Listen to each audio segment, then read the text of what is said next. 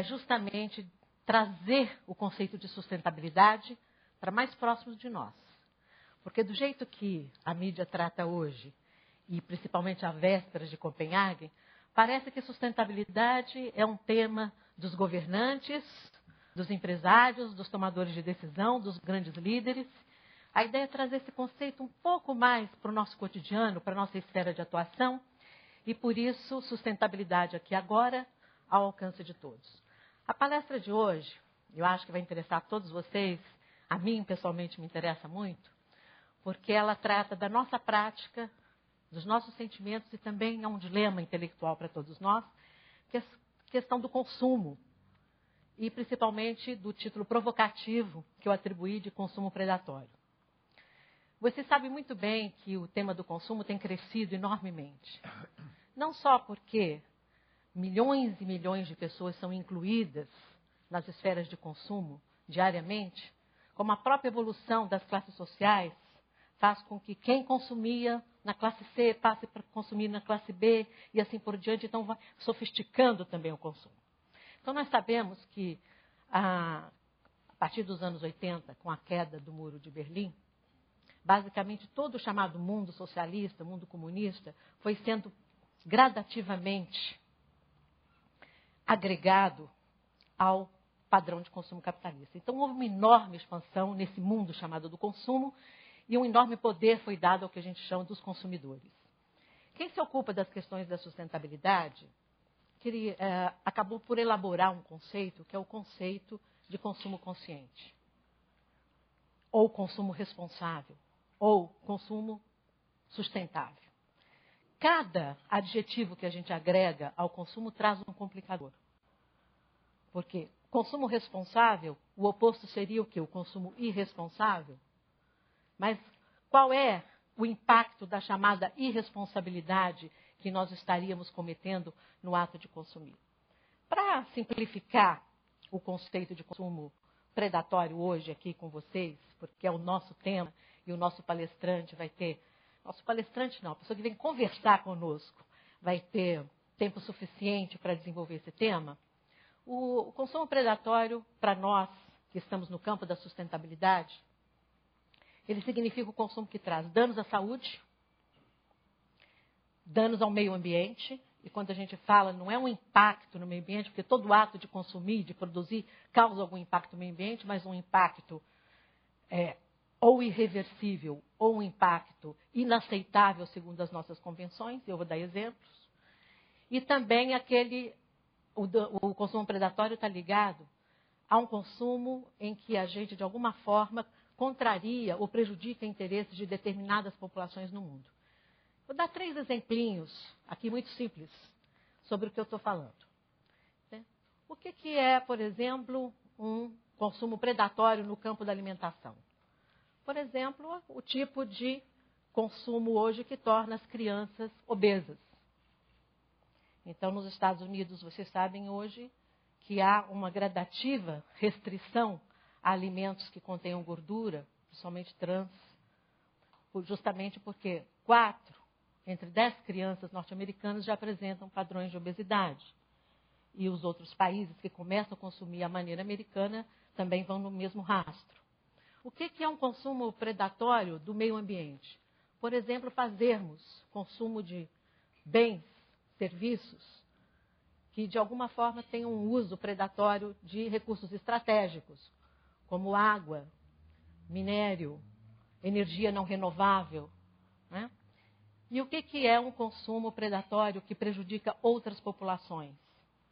Por exemplo, não sei se vocês assistiram, mas fez muito sucesso, acho que há uns 2 anos, um filme chamado Diamantes de Sangue, onde toda a cadeia produtiva do diamante, aqueles que brilham nas lojas e que nos deixam pálidos de desejo, na verdade eram diamantes produzidos com violência, sangue e morte. Então, eu estou dando exemplos do que a gente considera consumo predatório. E dizer para os senhores que a pergunta que nós fazemos hoje ao Ricardo Guimarães, a pessoa que eu já vou apresentar a vocês, é se é possível nós dizermos não ao consumo predatório. E antes que ele dê a resposta, eu quero também introduzir o tema de que vários governos, inclusive o nosso país, começam a criar uma espécie de tutela sobre o nosso consumo, né? Então, vocês sabem muito bem que o Ministério do Meio Ambiente hoje está pilotando uma campanha para a redução do uso das sacolas plásticas. Justamente aquelas sacolinhas tão confortáveis, tão abundantes, no supermercado, na padaria, né, em todos os lugares onde a gente vai, na farmácia. No entanto, essa aparente abundância e esse aparente conforto, ele esconde uma conta ambiental e uma conta social dramática, uma verdadeira tragédia ambiental. Então, várias cidades do Brasil estão regulando a utilização da sacola plástica, inclusive alguns estão tentando banir o seu consumo. E isso não só acontece em países ricos, mas também em países pobres, porque Tanzânia, Quênia, Bangladesh baniram a utilização da sacola plástica.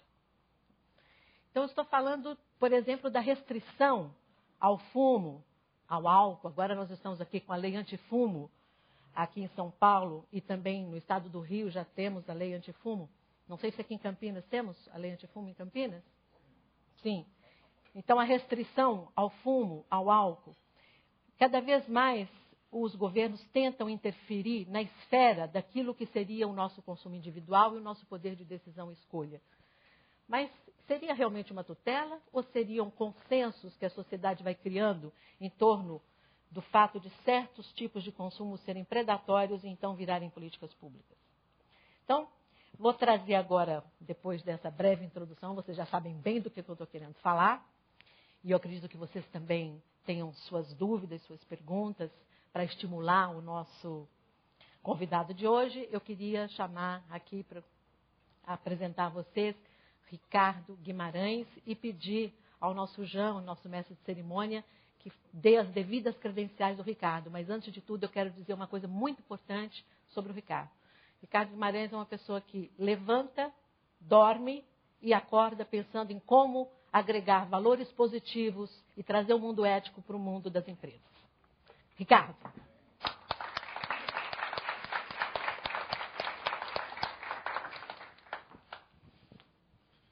Obrigado.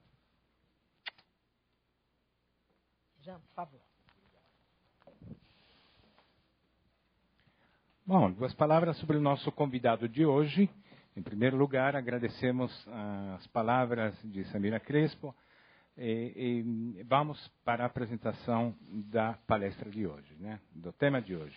Dizer não ao consumo predatório é possível. O tema desta noite será abordado, como nós já falamos, por Ricardo Guimarães. Ricardo Guimarães é presidente e fundador da Timus Branding, apoiou 2 dos maiores cases de branding do Brasil. Natura, que é o case study da London Business School, e o Banco Real, que é o case study da Harvard University, formatado por Elizabeth Moss Kanter. Além destes, ele desenvolve para clientes como Vivo, Carrefour, TAM, Grupo Santander Brasil, CPFL, Grupo Auger, Fleury, Grupo Martins, Rossi, Grupo Suzano, Droga Raia, Contax, Toyota, Portobello e Organizações Globo. É membro também do Conselho Deliberativo do Instituto Acatu, pelo Consumo Consciente, membro do Conselho Curador da Fundação Nacional da Qualidade, membro do Conselho Consultivo do ARES, Instituto para o Agronegócio Responsável, membro do Conselho Editorial da revista Página 22, do Centro de Estudos em Sustentabilidades da Escola de Administração de Empresa da Fundação Getúlio Vargas. Então, nada melhor do que esse currículo. Então, vamos agora escutar atentamente a palestra do nosso ilustre convidado. Muito obrigado. Obrigado, Giancarlo. Boa noite. Eu queria agradecer o convite da Samira e o acolhimento aqui do pessoal do Café Filosófico. Essa introdução da Samira compromete muito, né? E dá vontade de deixar ela continuar falando aqui, porque quem sabe realmente desse assunto é ela, por isso que ela está na posição que está, de liderança dentro de todo o movimento ambientalista, né? E para a sustentabilidade no Brasil. Eu preciso dizer primeiro que eu não sou um palestrante e não sou também um professor. Na verdade, eu sou um curioso, né? Sou dedicado a estudar por que as pessoas compram, como é que elas criam relações com as marcas, né? Como é que as empresas conseguem se estabelecer com vínculos de qualidade dentro dos seus mercados, como é que se relacionam melhor com os seus funcionários, seus acionistas, né? com os recursos naturais. Então, esse é meu trabalho. Então, eu vou trocar ideias com vocês sobre essa minha experiência, que tipo de perguntas que eu tenho me feito, que tipo de conclusão que eu tenho encontrado, né? E a gente vai trocando ideias. A minha intenção é que vocês possam interferir, perguntar quando quiserem. Não vai ter um momento assim para a gente começar a perguntar, né? A ideia é trocar ideias mesmo. Então, eu queria começar respondendo a pergunta. Então, é possível dizer não ao consumo predatório? A resposta é não, né? Na verdade, a Samira, pela exposição dela, já disse que não é possível. Por que não é possível? Porque predar é necessário para você viver, né? Eu até fui buscar no dicionário para a gente ter umas bases bastante comuns. Marcos, você põe aqui para mim. O que é predação para o Aurélio? Olha aqui. Ação de predador, destruição. Na ecologia, predação é a interação de espécies animais na qual uma, a predadora, caça e mata a outra, dita presa, para obter alimento. Predador. Que ou aquele que destrói ou devora. Na ecologia, diz-se de ou organismo livre que depende de predação para sobreviver. Quer dizer, a predação é um fenômeno natural da sobrevivência, né? E consumo, vamos ver o que é consumidor, também do Aurélio. Aquele que compra para gastar em uso próprio. Organismo heterotrófico que come aquele que o precede na cadeia alimentar antes de ser comido por aquele que o segue. Quer dizer, também é um fenômeno natural, né? E que não há maldade e não há bondade na natureza. O que existe é uma dinâmica que busca um equilíbrio permanente, fazendo com que as espécies se relacionem, né, mantendo a sua sobrevivência dentro das leis naturais que a gente conhece. E consumo. Ato ou efeito de consumir. Gasto. Na economia, utilização de mercadorias e serviços para satisfação das necessidades humanas. A gente está falando de necessidades humanas, está falando de sobrevivência. O que é sobrevivência? O que é necessidade humana? Quais são as necessidades reais? Do que a gente efetivamente precisa para viver bem, né? Porque a gente não quer só viver, né? A gente quer viver bem. O que é viver bem? Aí que a gente começa a ter um espaço aqui no Café Filosófico para filosofar, né? Por que a gente consome? Quando a gente consome, a gente pensa no quê? O que a gente quer satisfazer? São necessidades ou são desejos? Quando que a gente para de ter necessidades e passa a ter desejos? E quando que o consumo passa a ser desnecessário, embora satisfazendo desejos, né? Desejo de quem? Da criança? Do jovem? Do adulto? Qual é a diferença do consumo na perspectiva da idade em que você está? A satisfação dos desejos da gente está muito relacionada à consciência que a gente tem de quem a gente é, né? Está relacionada à identidade, né? E esse é o fundamento principal do nosso trabalho. A identidade das organizações, a identidade das pessoas, porque a identidade, ela define um limite. A identidade é reconhecer onde você termina e onde começa o outro. A consciência da identidade, ela vai se expandindo na medida que a gente vai crescendo, né? Eu vou desenhar aqui para vocês uma chave para a gente acompanhar o raciocínio. Marcos, por favor, aqui, olha. Eu queria combinar com vocês o seguinte: tudo que o ser humano está envolvido tem pelo menos 3 aspectos para ser considerado. Tem um aspecto físico, tem um aspecto emocional. Eu queria que, assim, tudo falasse aqui, gente, que vocês experimentassem com a vivência de vocês. Se vocês não concordarem, você fala: olha, eu não concordo. Físico, emocional e filosófico. Eu vou explicar o que eu entendo por isso, para ver se a gente concorda. Físico é tudo aquilo que é tangível, dá para você pegar, tem peso, tem temperatura, textura, duração. Dá para você medir facilmente, é quantitativo. O emocional é quando entra a simpatia, antipatia, gosto, não gosto. Todo mundo tem isso. E o âmbito do julgamento, concordo ou não concordo, certo e errado. Tudo que o ser humano está envolvido tem esses 3 aspectos envolvidos. Mesmo quando você toma uma decisão absolutamente objetiva, tangível, mensurável, tipo, vou pagar o mais barato. Existe um julgamento, dizer o certo é pagar o mais barato, um prazer em pagar o mais barato e uma conta que você fez para pagar o mais barato, para encontrar o mais barato. Beleza. Esses 3 aspectos são unânimes. Todo mundo que eu encontrei até hoje, eu mostro isso, é verdade. Pelo menos esses 3 aspectos existem na relação do ser humano com aquilo que ele faz no mundo. Existem outros níveis, outros aspectos? Existem, mas não é na unanimidade. Tem o espiritual, outros planos, que eu não vou trazer aqui. Eu vou trabalhar com isso que é unânime. Muito bem. A boa notícia é que a competência para lidar com esses 3 aspectos vem com a própria vida que a gente vai vivendo. Então, eu vou colocar aqui uma pessoinha, tá? Feliz. Aqui você tem o coração. Eu estou esquartejando ele de propósito para ficar mais fácil da gente entender o processo que eu vou compartilhar com vocês. Então, o que acontece? Quando a gente nasce, a criança, quando sai da barriga da mãe, a primeira coisa que ela faz, o que é? Chorar. Chorar porque ela tem que respirar por conta própria. Carregar o próprio peso. Então, a infância é uma fase em que a gente está preocupado com a sobrevivência física. É você ter os controles do equipamento físico que você vai ter que usar para viver nesse planeta. Aprender que horas come, que horas bebe, faz xixi, cocô. Quer dizer, as funções têm que ser administradas com bastante técnica. Caso contrário, você não tem como se relacionar com o mundo. Uma característica importante na infância é o estado de anomia. Anomia é o estado em que você não reconhece a existência do outro. O outro não existe. Para a criança, não é que ela não respeita o outro simplesmente não existe. O resto que existe no mundo é para servir a criança.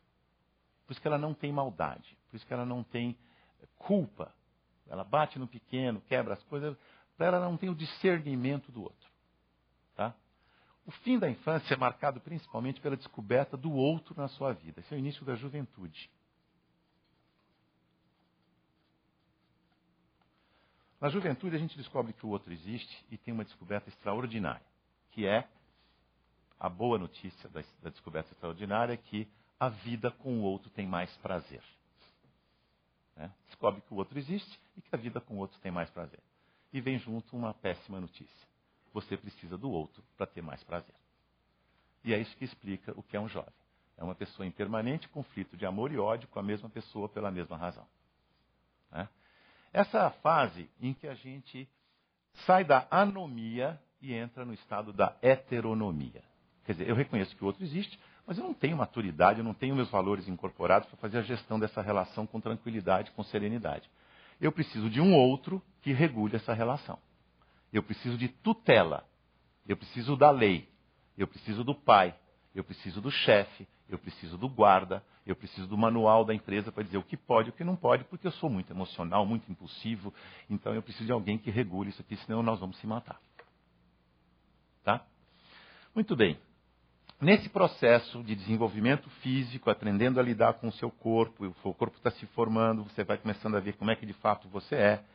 Você começa também a ter esses conflitos emocionais, começa a se experimentar nas suas emoções e começa a amadurecer as suas escolhas. Eu gosto disso, não gosto daquilo, gosto dessa pessoa, não gosto daquela pessoa. Você começa a ter mais consciência de quem você é e para que você serve. E aí começa a maturidade. A maturidade é quando você começa a ter clareza de quem você é e para que você serve. Começa a ter clareza do seu entorno, da sociedade, dos outros. E aí você com essa clareza de identidade sobre você e sobre o contexto, você pode fazer melhores decisões sobre o seu desenvolvimento do seu potencial neste contexto que você está, com a sua inserção social, com chance de sucesso. Nesse estágio, nós estamos entrando no estado da autonomia. O indivíduo não precisa mais do pai. não precisa mais do chefe, não precisa mais da lei, não precisa mais de tutela, porque ele sabe o que é certo e errado. Ele tem discernimento. Ele introjetou os valores, é por isso que ele pode ser chefe, pode ser pai, pode ser capitão do time de futebol, porque ele é capaz de entender a complexidade das relações, é capaz de ter uma perspectiva de tempo maior, eu vou falar já já sobre a perspectiva de tempo, e com isso ele pode tomar uma decisão que considere todas as variáveis de contexto e dele mesmo, para poder deixar todo mundo satisfeito. Então, aqui nós saímos da infância, passamos pela juventude, chegamos na maturidade. Eu já falei da anomia, da heteronomia e da autonomia. Queria falar sobre um aspecto importante que é a perspectiva temporal. Qual é a noção de tempo presente de uma criança? Quando uma criança quer uma coisa, como é que ela reage? Quando você fala, depois da manhã a gente vai. O que ela responde? Quero já. A noção de tempo presente da criança é imediatamente agora. É um momento presente muito curtinho. Para o jovem, um jovem adolescente, baladeiro, a noção de tempo presente é 3 dias. Assim. Então, é o tempo da próxima balada. Por isso que o professor erra quando dá 3 meses para o menino fazer um trabalho na escola. Não existe 3 meses na cabeça do jovem. Isso é ficção científica que o professor falou. Para ele existe 3 dias. Por isso que ele não consegue planejar. O espectro de tempo presente dele é muito curto ainda. Ele vai começar a pensar em mês, quando ele estiver saindo de casa, ganhando um salário, pagar o aluguel. Na hora que ele vai pensar em ano, é quando ele começa a casar, ter filho, então tem que pensar na poupança para a saúde, pagar a escola do menino o tempo todo, tem um supermercado para você fazer planejamento. Quer dizer, a vida vai amadurecendo o indivíduo e ele vai começando a entender que existe um tempo presente maior que ele tem que viver. Aí ele começa a pensar em 5 anos. Começa a pensar em 10 anos. Aí quando você fica mais velho, você começa a pensar em gerações. Eu hoje penso na minha mãe, que está com 85 anos de idade, penso nos meus netos, que estão nascendo. Eu não estou pensando mais em ano, eu estou pensando em dinâmica da minha família, que tem gente para trás, que tem gente para frente, como é que fica o futuro deles. Mas não é que eu estou pensando no futuro deles, como é que vai ser. Eu estou pensando no meu bem-estar, na medida que eu fico satisfeito com o bem-estar deles no futuro. O meu tempo presente é muito mais expandido do que é do meu filho que está com 35 anos de idade. Esse processo de expansão da noção de tempo presente é fundamental para entender sustentabilidade. Para entender o processo histórico de amadurecendo da sociedade, no sentido de compreender que tem uma complexidade maior do que simplesmente um já aqui e agora. Os Estados Unidos até tem um grupo na Califórnia que criou o conceito do Big Here e Long Now. Que é, Big Here, assim, qual é o tamanho do seu aqui? Qual é o tamanho do seu agora? Dependendo do tamanho do seu aqui e agora, você vai considerar variáveis em número maior, com maior complexidade, revelando uma realidade muito mais concreta do que a ilusão de um aqui e agora curtinho, que não tem nada a ver com o contexto. Vou trazer uma outra noção importante, que quando a gente é criança, a gente vive num estado de dependência. Não é isso? Gente, vocês respondem para saber se eu estou indo bem. Dependência. A criança depende dos outros para a higiene dela, para a alimentação, para tudo. O que acontece quando a gente começa a descobrir que lá fora tem mais prazer do que aqui dentro, que junto com os outros tem mais prazer? A gente vai começando a viver essa busca do quê? Independência.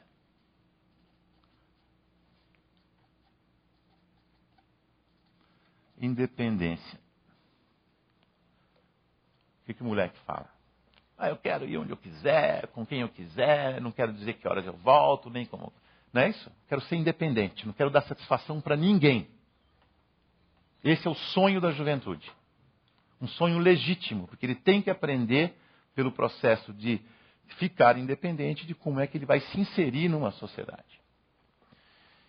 Normalmente eu pergunto para as pessoas, o que vem no processo de amadurecimento? A gente passa pela dependência, passa pela independência, o que vem depois? O que as pessoas me respondem normalmente? Uma péssima notícia. Volta para a dependência. Fica velho. E vem como uma notícia mesmo. E aí começa a endeusar a juventude. Com um sentido de valor, não de fase de vida. A juventude passa a ser, com a sua independência, com a sua eficiência física, a referência do que é bom e do que é melhor. E aí começamos a encontrar os grandes obstáculos para a gente entender a sustentabilidade e aceitar a sustentabilidade como boa. Porque a sustentabilidade tem como fundamento a interdependência, que é o estágio da maturidade.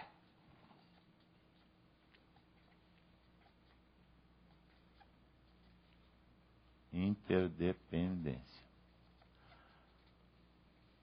Gente, esse negócio da independência é tão sério, porque mesmo que você entenda racionalmente a questão da interdependência, que é o fundamento da sustentabilidade, e a interdependência espacial e temporal, depois a gente vai falar sobre isso.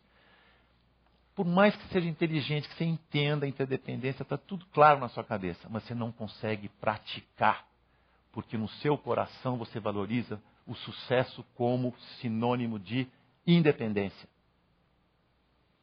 A gente sai de casa, o papai fala assim, meu filho, seja independente, não seja idiota que nem eu, que até hoje trabalha para eles. Se te ouve corriqueiramente. A gente vai para a escola e fica ouvindo lá independência ou morte. E se orgulha da independência ou morte. Ouve o hino nacional falando que nós somos aguerridos e que nós somos melhores que os outros e tal, e somos independentes. E os políticos colocam na sua agenda de candidatura a soberania nacional. E os empresários querem se proteger dos diretores que são muito importantes, porque não pode depender daquela pessoa. E se protege dos fornecedores estratégicos, porque não pode depender daquele fornecedor. Quer dizer, é um processo de você se proteger daquilo que é importante para você. Quer dizer, no lugar de você fortalecer vínculos, para sentir mais segurança, para fortalecer a rede que te sustenta, não, você fica criando fronteiras, proteções, fragilizando a rede. E a interdependência só será boa se você reconhecer como um lugar mais seguro, que permite você se divertir mais, ter mais audácia, produzir mais. Se você confundir interdependência com dependência, você está perdendo o melhor da festa que a sustentabilidade oferece. Que é você viver em rede. É sair da pirâmide, né, que estabelece os de cima poderosos, os de baixo, os fracotes, os de dentro e os de fora. É sair dessa pirâmide e entrar na sociedade em rede, mais plana, mais igualitária, onde o indivíduo tem um poder extraordinário que está conectado com a rede. Estou falando de internet, sim. A crise que nós estamos vivendo hoje no mundo, infelizmente, o Lula está querendo diminuir a sua importância, dizendo que é uma marolinha. Porque eu falo infelizmente, porque mesmo que ela tenha sido um efeito menor do que lá fora, nós estamos perdendo a oportunidade de aprender as grandes lições que qualquer crise oferece. E essa crise tem uma oportunidade extraordinária de a gente reconhecer a interdependência entre as nações do planeta. Nós não temos instituições nem instrumentos de gestão para gerenciar o planeta como um todo. Nem o clima, que é um sistema compartilhado, os recursos naturais, nem o sistema financeiro internacional, que é cultural, que foi criado pelo homem. Simplesmente porque a gente não quer ver a interdependência como algo bom.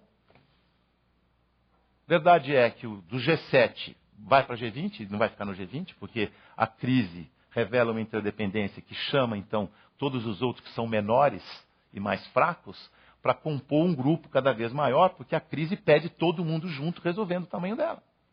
Vamos para Washington, vai para Londres, vai para onde for, combina. Escuta, temos que cooperar, né? Temos que integrar as economias, né? Temos que reconhecer a interdependência, né? Vamos fazer isso? Vamos. O que acontece quando eles voltam para casa? Primeira coisa que fazem, levanta fronteiras fiscais. Se a farinha é pouca, meu pirão primeiro. Nós não sabemos, e é difícil a gente aprender, trabalhar com a interdependência. Não porque seja difícil em si, é porque o nosso modelo mental e emocional, o modelo mental é suportado por garantias emocionais, nossa segurança está aqui. Então tem verdade que a gente não quer abrir mão, que a independência é melhor do que a interdependência. Que o outro é uma ameaça, não é uma ajuda. Gente, essa evolução aqui que eu estou mostrando, a pirâmide, eu queria que vocês vissem a pirâmide como uma parte física, do tangível, do concreto, do corpo que nos proporciona prazer, que nos proporciona produtividade, que faz a gente consumir para a gente ficar bonito, para a gente ficar mais inteligente, para a gente ficar mais confortável, para tudo. Beleza, agora eu vou colocar aqui uma espiral que vai crescendo para significar a sua cabeça que vai abrindo, de criança que você sabe pouco, não reconhece o outro, não sabe nada, não entende o mundo, só existe você e o resto. Né? Sua cabeça vai descobrindo o outro, e vai descobrindo quem é você também, e vai descobrindo o que é a sociedade, e vai descobrindo o planeta, e vai descobrindo o que você vai fazer com a sua vida no futuro e as pessoas que você produziu, seus filhos, seus netos. Quer dizer, a sua cabeça vai abrindo, a sua consciência vai se expandindo. E o que você vai aprendendo é quais são os limites que definem quem é você e para que você serve. E a maior felicidade que a gente pode ter é a gente se realizar no potencial da gente. Sim ou não? Se você sabe qual é o seu potencial, você vai tomar decisões desde roupa que você vai escolher para você, o carro, a profissão, o parceiro, a parceira, o clube que você fica sócio, o bairro que você vai morar. Tudo que você escolhe para consumir, ou para te completar, ou para te desenvolver, está ornando com esse potencial e desenvolvendo esse potencial. Então, o consumo, ele é predatório em si. Pode ser sinônimo. Predar e consumir é sinônimo. Eu até queria tirar essa conotação, se é bom ou mal. Não, não tem bom nem mal. Existe. Dentro de um limite, ele mantém a sociedade evoluindo. Passando desse limite, ele começa a criar problemas de desequilíbrio que pode matar metade da população, pode deixar todo mundo meio doente, coisas ruins que a gente não quer. Então nós estamos falando da relação entre limite e desejo. Eu, por exemplo, estou com 61 anos de idade. O limite do meu corpo hoje é cada vez mais curto. Porque a partir dos 35, o nosso corpo físico começa a entrar em decrepitude. Hoje, inclusive, eu digo que eu fico muito grato quando o meu corpo me leva para fazer um encontro como esse. Né? Então, no final, à noite, eu pergunto, bom, obrigado, Samira, obrigado, Sandra, obrigado, Marta, obrigado. Eu agradeço, obrigado meu corpo, porque ele me carregou efetivamente com as minhas ideias, com a minha cabeça do jeito que está. Essa reverência, essa gratidão ao corpo físico, não é a relação que a gente tem com os recursos naturais, com o corpo físico da humanidade, que é o planeta.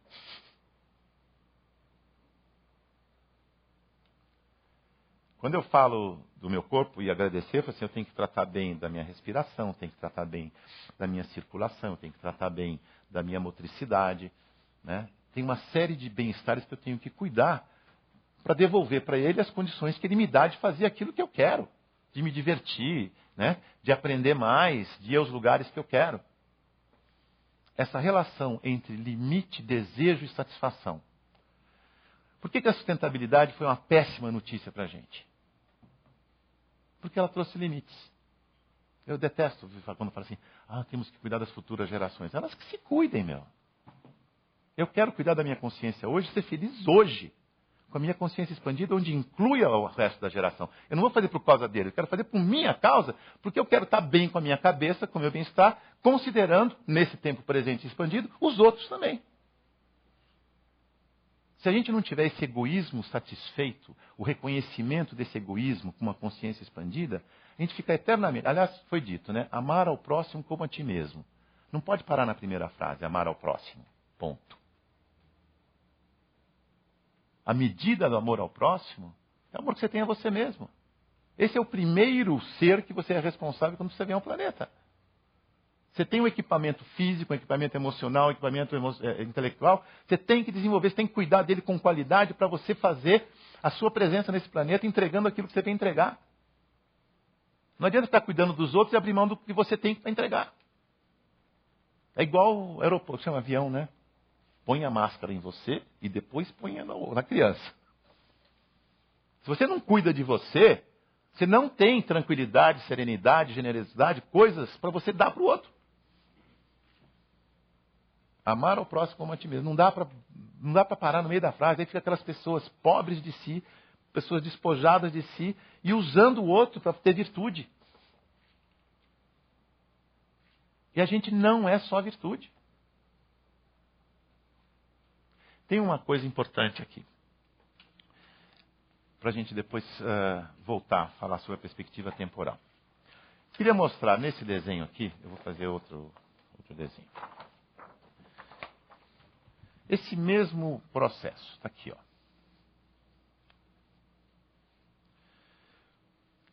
Aqui está o nosso amigo. Esse desenho aqui é bom porque ajuda a entender estruturas, processo de um jeito bastante simples e didático. Todo dia eu agradeço a pirâmide e a espiral. Obrigado. Gente, a gente veio de uma sociedade agrícola. Uma sociedade de sobrevivência. Ter o que comer, ter onde morar, né? Ter o que vestir. Uma sociedade onde as pessoas moravam todas muito longe uma das outras. O outro não existia praticamente. Igreja e Estado era uma coisa só. Não existia o cidadão enquanto direitos e deveres. Uma sociedade, vamos chamar assim, infantil. Aí as pessoas começaram a fazer umas fábricas, todo mundo queria sair do campo, queria ir para a cidade, começou a juntar muita gente na cidade, aí começou a ficar fácil comparar, o outro começou a aparecer, começou a comparar rico com pobre, começou a ter luta de classe, começou a ter negros versus brancos, começou a ter todo mundo no mesmo lugar fazendo suas necessidades, fábricas e tal. Virou uma zona danada. É o que eu chamo, essa época, onde foi feita a primeira DR da humanidade. Vamos discutir a relação, que é a Revolução Francesa. A Revolução Francesa criou o cidadão, criou os direitos, os deveres, criou o parlamento, criou o executivo, criou o judiciário e organizou a zona que tinha se tornado a cidade. Ela deu a base para a sociedade industrial, que é essa que a gente está acabando de encerrar. A sociedade industrial, ela trouxe um conforto físico extraordinário para a gente. Trouxe toda essa tecnologia, tudo isso daqui é fruto, nós estamos usufruindo de toda a tecnologia, de todo o conhecimento que foi estruturado na sociedade industrial, isso está nos últimos 200 anos, citando. Um fato importante na sociedade industrial, para já começar na coisa do consumo, foi o Ford. O Ford, ele tinha um sonho extraordinário, super legítimo. Ele queria fabricar o maior volume de coisas iguais, carros, na época dele, para que o custo de produção fosse muito baixo. Tão baixo, que o peão que montava o carro pudesse comprar o carro. Beleza. Ele resolveu um problema físico de transporte de um lugar para outro com menos esforço. Sucesso danado. E aí, o que aconteceu? A sociedade, que estava saindo daquela experiência muito física, de repente resolveu o problema de transporte físico. As pessoas chegaram para o Ford e falaram: seu Ford, está muito bom essa coisa de resolver o problema do transporte, mas é o seguinte, eu sou uma pessoa assim, muito sanguínea, muito agitada, eu queria um carro vermelho. Aí o outro falou assim: olha, eu sou muito pacífico, muito tranquilo, eu queria um carro branco. Aí chegou outro e falou: olha, eu sou muito ligado à natureza, eu queria um carro verde. Ele ouviu todo mundo e falou: beleza, você pode escolher qualquer cor de carro, desde que seja preto. O que aconteceu com o Ford? O sonho dele, que era legítimo, ficou arrogante. Porque ele não reconheceu que a sociedade, além das questões físicas, das necessidades de sobrevivência física, estava querendo expressar sua identidade de temperamento. Uma necessidade de relacionamento social. Eu quero dizer mais sobre mim, além de simplesmente transportar com mais facilidade, com menor esforço. Eu quero falar como eu sou, até para facilitar e atrair as pessoas que são parecidas comigo. E o Ford foi arrogante, porque ele não reconheceu isso. Aí aconteceu o quê? A GM chegou e falou, não, eu reconheço que eles têm o direito de ter o carro vermelho, o verde e o branco. E falou assim, aliás, todo mundo que quer vermelho, por favor, junta aqui. Juntou, esse é o segmento vermelho. Quem quer verde? Aqui, segmento verde. Branco, segmento branco. Com isso, a GM inventou o marketing. A gente diz que o marketing é a importância do outro no seu negócio. Por isso que é a fase da juventude, da sociedade industrial. Agora, não se iludam. O outro da sociedade industrial, do marketing tradicional, não é o consumidor. O outro é o concorrente. É o concorrente que faz a empresa começar a olhar para o consumidor com atenção. Por quê? Porque o consumidor tem alternativa de escolha. E aí começa a fase da relação de conflito, de amor e ódio da empresa com o consumidor. As empresas nessa sociedade industrial, quando fazia a sua visão, o cliente é a nossa razão de ser. Que saco! A boa empresa é aquela que não tem cliente. É uma relação conflituosa juvenil. Típica. Tem uma hora que, não, porque o cliente tem que estar satisfeito, tal, tudo, mas corta todos os serviços que vai deixar ele satisfeito. Porque ele vive em conflito. É normal. É muito estranho quando não está em conflito uma empresa do século XX, vivendo as pesquisas, consumidor o que você quer, como você quer, e dá mais ou menos, promete, mas não entrega tudo, porque ele vai mudando de amor e ódio. Não é que as pessoas são mau caráter ou incompetentes. É natural do processo de amadurecimento das relações de consumo, das relações de produção, das relações de trabalho, relações com o meio ambiente. A humanidade evolui tudo junto, gente. Não dá para evoluir um pedaço e o resto ficar para trás. Porque nós somos uma coisa só. E é importante a gente entender isso. Por que eu falei antes da nossa evolução pessoal? Porque a nossa experiência pessoal nos ajuda a entender o social, a história. E com isso a gente vai entender o momento atual e o que significa consumo predatório no risco que nós estamos vivendo.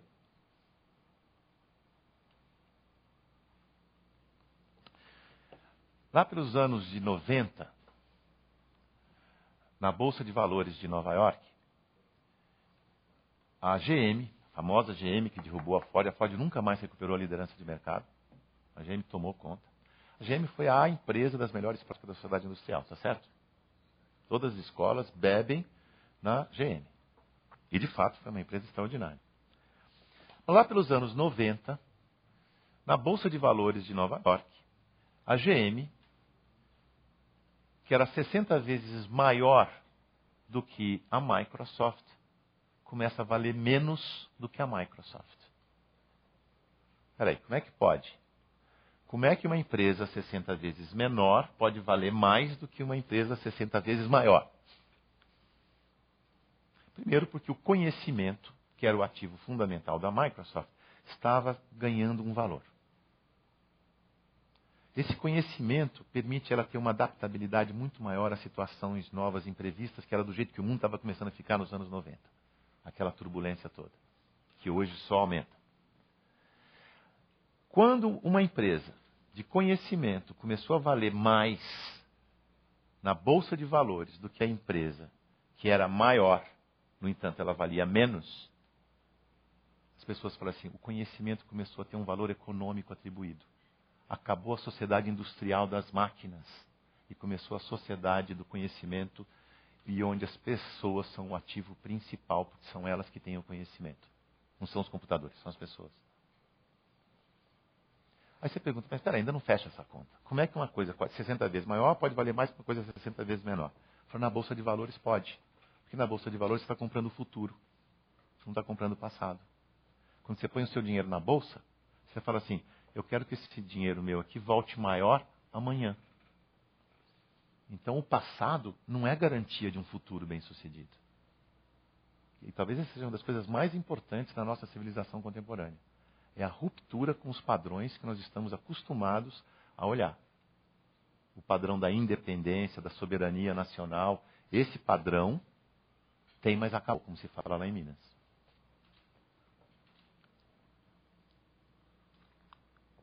Nós estamos vivendo um mundo integrado, interdependente, seja pela tecnologia da informação e da comunicação, seja pela quantidade que a gente tem nesse planeta para poder abastecer, né, para viver minimamente, para dar segurança para todo mundo viver tranquilamente. Seja pelos sistemas naturais que precisam ser usados para abastecer as pessoas, seja pelo sistema financeiro internacional, que pela tecnologia está tudo ligado. Nós vamos agora para a internet ligado, tem um monte de gente conectada, essas pessoas podem estar passando informações para outros, quer dizer, essa conversa que nós estamos tendo aqui pode estar sendo disseminada online para pessoas que a gente não tem a menor ideia no mundo inteiro. Antigamente a gente só podia falar para essas pessoas aqui. Você tinha controle sobre a plateia. Hoje você não tem controle, não temos ideia de quem está assistindo isso. E o que eles estão falando, aquilo que eu estou falando. Esse é o mundo contemporâneo, que é um padrão de comportamento, de dinâmica, radicalmente, na sua natureza, totalmente diferente daquele do século XX. Por isso que coisas grandes, poderosas, estão aí, quebram e desaparecem da noite para o dia. Porque não conseguem se adaptar num tempo ótimo a essa nova dinâmica mais volátil. Mais volátil, mais libertada, né? Mais criativa, mais cheia de possibilidades do que a coisa sólida, fisicamente controlada e estável. Né? Muito bem, nós saímos aqui da sociedade agrícola. Fala. Microfone. Bicho, é natural. Eu convivo bem com isso. Sociedade do conhecimento. Gente, olha aqui. O que o conhecimento traz para a gente? O que a gente está sabendo sobre o mundo? Olha o tanto que a gente tem de informação hoje sobre o planeta, os limites do planeta. Tanto quanto eu, com 61 anos de idade, tendo que acompanhar o meu corpo, porque eu quero que ele me leve a vários lugares durante muito tempo ainda. Tem que ter cuidado, tem que ter informação, fazer exames. Os relatórios que a gente está recebendo dos cientistas são exames que estão fazendo aí no planeta para saber como é que está o nosso corpo físico, para saber como é que administra esse negócio. Só que tem o seguinte, o desejo e o prazer está associado com liberdade ilimitada. Não é? Prazer e liberdade total. A gente não tem uma intimidade, uma relação íntima entre prazer e liberdade total? E a sustentabilidade chega dizendo dos limites. O tema da nossa conversa é dizer não ao consumo predatório. É possível? Não é possível. Então acabou o prazer? Eu adoro consumir, ou adoro predar.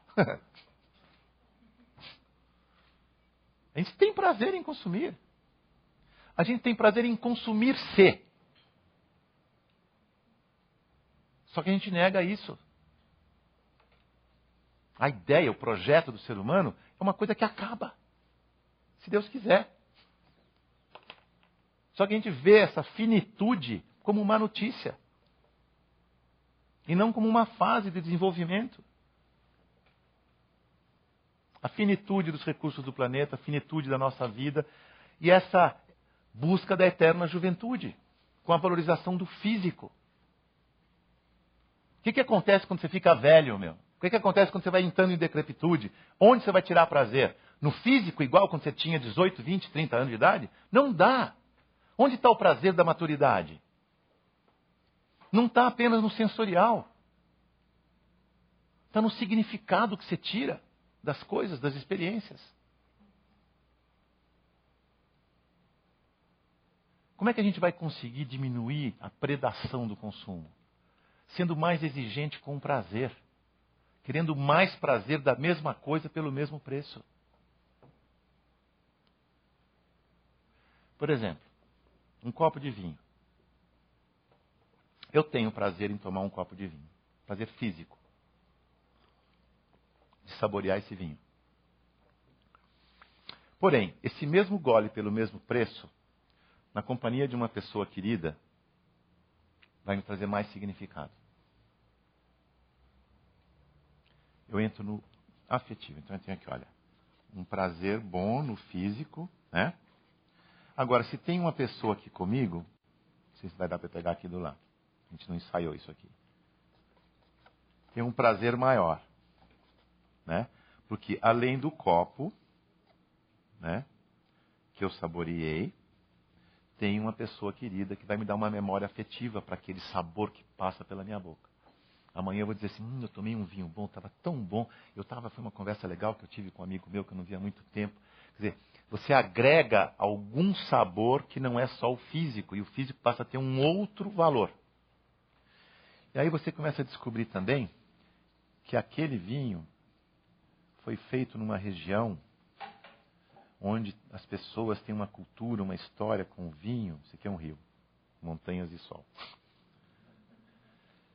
E perto de onde tem essas uvas, onde é feito esse vinho, tem umas plantações de frutas que dá um sabor no vinho de uma determinada forma, e de repente você começa a perceber nuances no seu paladar que antes você não ia perceber, porque você não tinha essas informações. Pelo mesmo gole de vinho, pelo mesmo preço, eu tenho mais prazer. O grande problema é que na hora que a gente dissocia o prazer físico do significado, o corpo despiroca.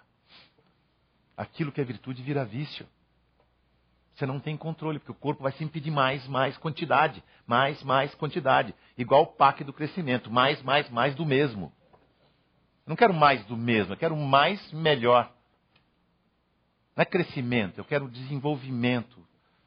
Eu quero garantia de que esse negócio não quebra. Eu quero inteligência, quero ciência. Que a maturidade traz. Que a sociedade do conhecimento proporciona para todo mundo, não importa a idade. Né? Vocês, 20 anos? Então, você tem tanto de informação que eu levei 40 anos para poder reunir um percentualzinho. Num clique de dedo na internet. Sempre falo, saibam usar. Desenvolvam rapidamente discernimento para saber o que te serve e o que não te serve. Porque deve ter um monte de bobagem também. Eu falo que essa molecada hoje tem que amadurecer rápido. Porque a sociedade do conhecimento, com essa rede, neguinho pode entrar na rede e fazer uma coisa super legal, uma grande besteira. O poder que as pessoas têm de estragar ou de fazer coisas legais é igual e é grande hoje. Se essa molecada não amadurecer, o risco que a gente corre é grande. Que vai ficar vivendo esse conflito de amor e ódio. Né? Vocês não, vocês já estão madurinhos. Né? Mas tem essa coisa do conflito, uma hora que ele está no ódio, ele entra lá e escangalha com tudo. O reconhecimento dessa rede, eu vou contar uma história para vocês. O exército americano, depois da queda das torres de Nova York, mudou totalmente a maneira de gerenciar o exército e de desenvolver as pessoas do exército. Porque foram necessárias apenas 47 pessoas unidas por tecnologia e crenças para derrubar as torres de Nova York. Derrubando também todo o esquema de segurança do Departamento de Defesa dos Estados Unidos. Com DOD, CTU, toda aquela turma lá do Jack Bauer, não deu conta de 47 pessoas. O que eles aprenderam? Que não é o mais forte que vence a guerra, mas o mais rápido.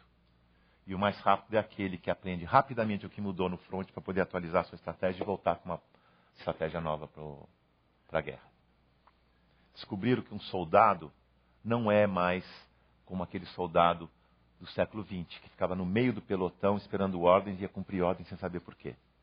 O soldado hoje está no fronte cheio de tecnologia, cheio de equipamento, e ele tem que ter discernimento para saber o que é relevante de ameaça e oportunidade para poder reportar para a estratégia e atualizar a orientação para ele atuar. Esse cara, esse soldado, se ele não tiver discernimento, se ele não conhecer a causa e aderir à causa que ele está servindo, se ele não conhecer a estratégia, não conhecer a meta, ele não tem discernimento para saber o que é certo, o que é bom, o que é importante para ele, para reportar. Quer dizer, nessa sociedade em rede, o indivíduo ganha um poder muito grande, ganha uma importância muito grande. Por isso que a educação, levar discernimento, trabalhar o modelo mental é fundamental para entender o contexto que a gente está vivendo.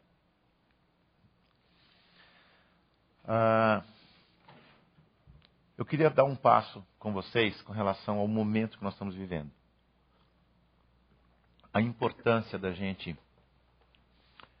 se afastar do momento histórico. Por isso que eu fiz, saí do indivíduo, fomos para a sociedade, vimos um processo, mas eu queria assim, esse exercício de olhar esse processo é como se a gente estivesse pegando um helicóptero, né?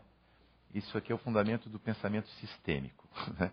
Você tem que olhar o contexto para entender o que está acontecendo na parte. Você tem que olhar o todo para entender a parte. Se tem um congestionamento aqui, pega o helicóptero, entende o contexto que criou o congestionamento, então você, com essa consciência você volta e conserta o congestionamento. Tem um problema no fígado, olha para o corpo, olha para o estilo de vida, olha para a dieta do cara, aí você volta e resolve o problema no fígado. Isso é uma coisa intuitiva, gente. E é uma sabedoria que está tácita no ser humano. Só que a gente não leva isso em conta na hora de olhar para a realidade e gerenciar a realidade. Quer ver como isso é intuitivo? Se você está num guichê de aeroporto e a despachante lá na comissária não consegue resolver o seu problema e você acha que ela está sendo injusta porque você tem esses direitos, o que você fala instintivamente, intuitivamente para essa pessoa que está impedindo você de fazer o que você quer? Chama o seu chefe. Quer dizer, o problema não vai ser resolvido, o enunciado do Einstein é esse. O problema não vai ser resolvido no mesmo patamar de consciência em que ele foi criado. Chama o chefe.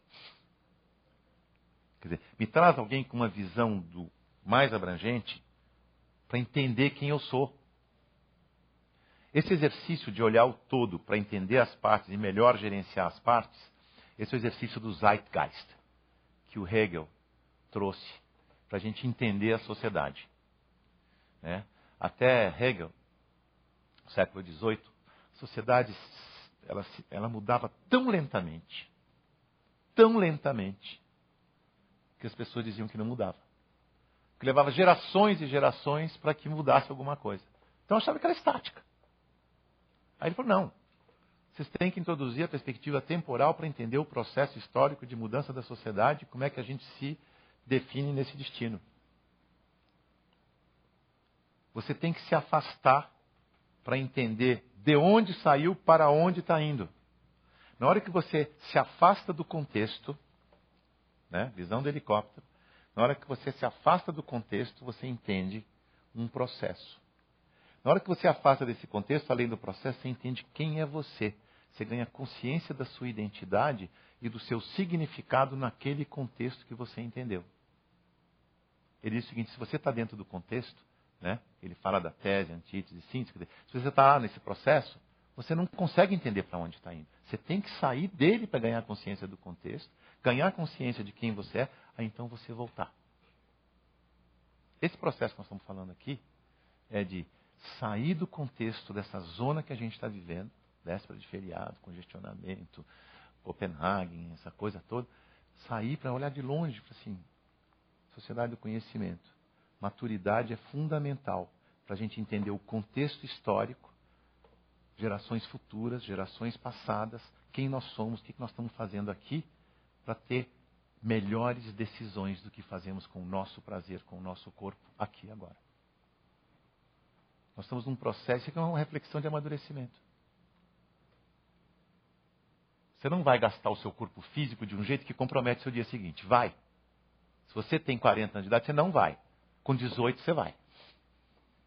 Só que você vai fazer com 18 anos. Toma um porre um dia, toma porre outro dia. Primeira vez você aguenta, segunda vez você vai. Até você aprender qual é o seu limite. Isso é amadurecer. Essa é a consciência que vai permitir a gente gerenciar com inteligência, com sabedoria, o predatório do consumo. Eu gosto muito de usar o exemplo físico, gente. Olha a sua intuição, olha a sua sabedoria. Quando a gente tinha uma sociedade industrial, tudo era máquina. A empresa era uma máquina. E as pessoas eram peças fundamentais da engrenagem. Me lembro, meu pai um dia chegou todo orgulhoso, fez 25 anos de firma. Ele ganhou um relógio de presente, de homenagem. Ele chegou emocionado, eu também me emocionei. Falei, pô pai, que legal. Ele ganhou um relógio e ele falou assim, não, porque o chefe falou que eu sou uma peça fundamental na engrenagem da empresa. Hoje eu fico vendo a ironia das coisas. Porque a empresa era um relógio. O sonho do homem da era industrial era ter uma empresa que funciona como um relógio. A gente não fala isso, gente. O que é relógio? Relógio é uma máquina que funciona controlada, precisamente, repetitivamente, que é absolutamente insensível e impermeável a tudo que acontece fora dela. Por isso que ela entrega tão bem. O que acontece com uma equipe, com uma empresa que hoje funciona tão bem quanto um relógio? Insensível, impermeável a tudo que acontece fora dela. O que acontece? Está fora do jogo, meu. Isso fez com que a Fundação Nacional da Qualidade mudasse a definição de empresa. Vem aqui para mim, Marcos. Aliás, eu super recomendo, quem tiver interesse, em olhar essas páginas da Modelo de Excelência de Gestão da Fundação Nacional da Qualidade. Diz o seguinte, que empresa é um sistema vivo. Não é uma máquina. É um sistema vivo. Sente. Né? Se adapta. É sensível. Integrante de um ecossistema complexo. O que é ecossistema complexo de uma empresa? É onde ela vai buscar os recursos necessários para ela sobreviver. Recursos financeiros, recursos humanos, recursos tecnológicos, recursos de distribuição. É onde ela vai buscar consumo. A empresa é um sistema vivo, integrante de um ecossistema complexo com o qual interage e do qual depende. A empresa não é um sistema fechado e isolado. A empresa é um sistema vivo e interativo com o contexto onde ela está buscando resultado e recursos. Isso muda totalmente o modelo mental. Essa coisa mecanicista, gente, que fez a empresa ser máquina, e funcionou. Funcionou. A gente não vai abrir mão de todos os princípios da mecânica, não. Tem muita coisa importante, a gente tem que conviver com isso. É útil. Até saúde a gente gerencia como se fosse máquina. Fala que o corpo humano é uma máquina perfeita. Gente, isso é um absurdo, porque a máquina mais sofisticada do mundo não chega aos pés da complexidade que é o corpo humano. Se você gerencia a sua saúde como se o seu corpo fosse uma máquina, vai gerenciar mal. Até nossas emoções e os nossos tesões, a gente transforma em máquina. A mulher linda é um avião. Ou é uma máquina. É um repertório do sistema fechado, controlável, isolável. De repente a gente está entendendo que a empresa, para ela poder ter perenidade, para ela ser competitiva, ela tem que aprender sistematicamente com o seu contexto. Mudou alguma coisa lá fora, rapidamente ela aprende, processa e volta para o mercado com uma proposta de valor atualizada. Ela começa a depender do consumidor como uma fonte riquíssima de informação para ela aprender, aperfeiçoar, corrigir e voltar para o mesmo consumidor dizendo, olha, melhorei. Ela precisa fortalecer vínculos com essas pessoas para que o custo da próxima venda seja menor. A gente diz no branding que a venda atual tem que reduzir o custo da venda seguinte. Porque você criou uma pessoa que ficou satisfeita, que admirou o jeito de você fazer negócio. Você usou um fornecedor que gostou de fazer negócio com você, ele aprendeu com você, você aprendeu com ele, ele se desenvolveu, você se desenvolveu. É um funcionário também que curtiu. Então as pessoas terão mais goodwill, terão mais boa vontade para participar do processo de produção, distribuição, armazenamento, distribuição, consumo, pós-consumo. E o seu ciclo vai ficando cada vez mais virtuoso. Por que as empresas precisam disso? Porque o mundo está muito maluco, está muito incerto. Está cada vez mais difícil de fazer previsões. Situações imprevistas o tempo todo. Então, se você não tiver vínculos de qualidade com tudo aquilo que participa do seu processo de criação de valor, você está num risco muito grande. Relações duradouras têm vínculos fortes, baseados em valores e visão de mundo convergentes. E não apenas em interesses satisfeitos. Nós estamos vivendo uma época, gente, de amadurecimento das relações de consumo. Fica fácil você saber quando é falso. Olha isso daqui. Essa água aqui, está pegando aí? Essa água é a coisa mais chique do mundo da moda. Água Fiji. Tá? Qualquer desfile, primeira fila, estava lá as garrafinhas, todo mundo chique, querendo ser fotografada com água Fiji. Obama, água Fiji na reunião. Al Gore, água Fiji na reunião.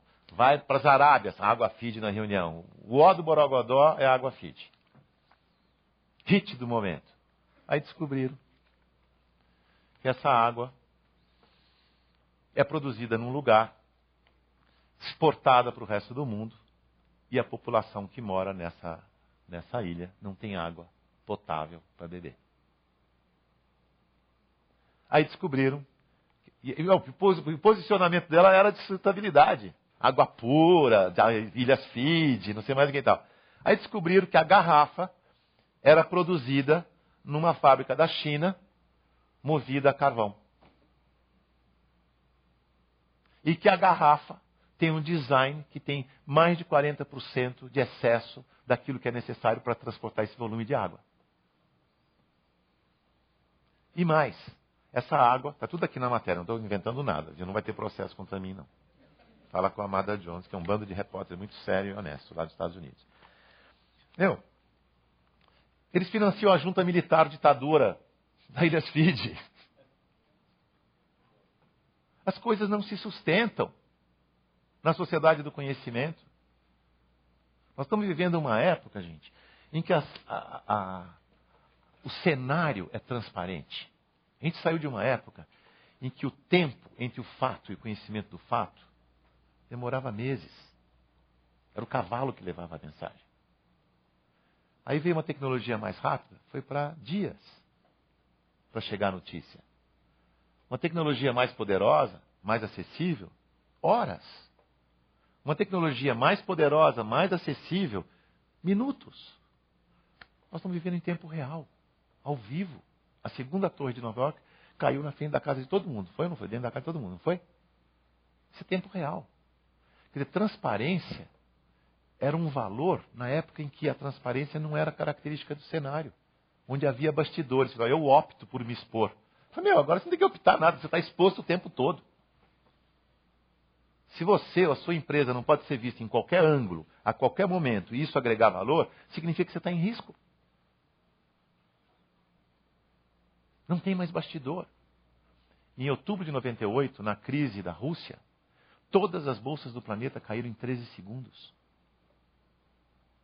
Isso é praticamente tempo real.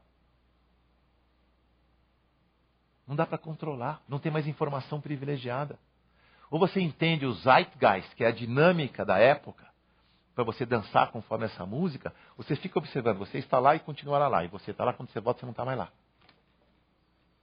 Porque a dinâmica do mundo é muito ágil. Nós estamos vivendo uma volatilidade, e é boa volatilidade, porque ela facilita, ela cria ambiente propício para seres adaptáveis como o ser humano. Para seres plásticos, adaptáveis como o ser humano. Claro que quem foi educado para ser peça de engrenagem, programado para fazer sempre direitinho, como sempre foi feito, e por favor não invente moda, esse cara vai ter dificuldade de enfrentar e usufruir de uma sociedade muito móvel.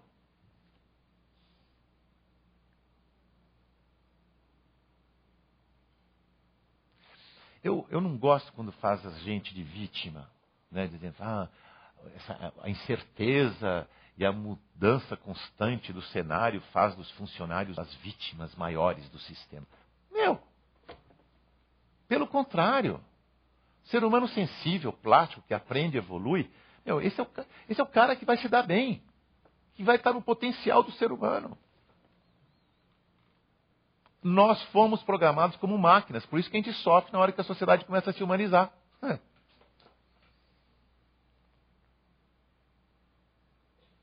Tudo que a máquina pode fazer agora está sendo feito. Sobrou para o ser humano aquilo que ele pode fazer que as máquinas não podem. É criar, se divertir, intuir, poetar, produzir conhecimento, dançar, se divertir, fazer sexo. De novo, vamos falar de sexo. Falei de prazer aqui do copo de vinho. Sexo é sempre bom, físico. Sexo com uma pessoa que você gosta é melhor do que fazer com uma pessoa que simplesmente te dá um tesão físico. Sim ou não? O mesmo sexo, o mesmo esforço, o mesmo suor, te dá outro significado e outro prazer. Esse mesmo sexo com uma pessoa que você gosta, com a intenção de fazer um filho, eu garanto, é muito maior do que o sexo sem afeto ou o sexo com afeto. O significado daquela relação, daquele esforço, é muito maior, te dá muito mais prazer. O ser humano tem esse potencial de satisfação e de usufruto do prazer. Na hora que o consumo fica só no físico, gente, não tem fim, vira vício. A virtude vira vício. E aí que entra o predatório negativo, que vai desequilibrar sim, porque você está pegando muito mais do que você precisa. Porque é só o seu físico que está pedindo. Seu afeto não está pedindo. Ele nem foi considerado, pelo contrário, você está se destruindo. E não é droga só e rock and roll. É consumo. O consumo, quando ele não tem um significado, ele não satisfaz. Você fica colecionando sapato. Não há sapato que chegue. E não é para ter um sapato só até acabar. Curte, tem estilo, varia um pouco e tal, mas tem gente que tem, sei lá, 50 sapatos, pares de sapato. Faz mal. Faz mal. É a energia que está parada no armário lá, o que faço? Estou aqui abandonado, me usa. E vai desenvolvendo uma culpa. Aí você tem que ficar arrogante para não assumir a culpa. Gosto sim, e daí? Vai ficando arrogante, burro, estúpido. O que mais que eu quero falar para vocês sobre... Quanto tempo a gente tem ainda? Vocês não fizeram pergunta nenhuma? A síntese do que eu queria falar é isso, gente. A expansão da consciência te revela o contexto. Contexto temporal, de onde a gente veio para onde a gente está indo. Expansão do tempo presente. O contexto espacial, onde eu estou. Eu estou aqui, nesse prédio, mas esse prédio está dentro de outro prédio, de outro espaço, numa cidade, que está num estado, que está num país, que está num continente, que está num planeta, que está num sistema solar, que está numa galáxia. Gente, isso aqui é tão grande quanto os quarks que formam cada pedacinho do nosso ser. Essa interdependência espacial e temporal. Essa que é a graça de estar nesse mundo. Esse mundo está aí para nos servir e a gente servir ele. Para encerrar? Fala mais alto. Abri para pergunta. Tá bom. Obrigado. Tá bom. Então, a expansão da consciência te revela contexto. O contexto te dá mais significado. E o significado vai te dar mais prazer. E a outra notícia também, que junto com o prazer, a gente aprende por dois caminhos, né? Prazer e dor. A dor sem significado, gente, é sofrimento inútil. A dor com significado é sacrifício, é sacro ofício, é um esforço sagrado, porque tem significado, tem sentido. Ficar acordado à noite por causa de filho tem significado, é sacrifício. Ficar acordado porque o vizinho está dando uma festa, é sofrimento.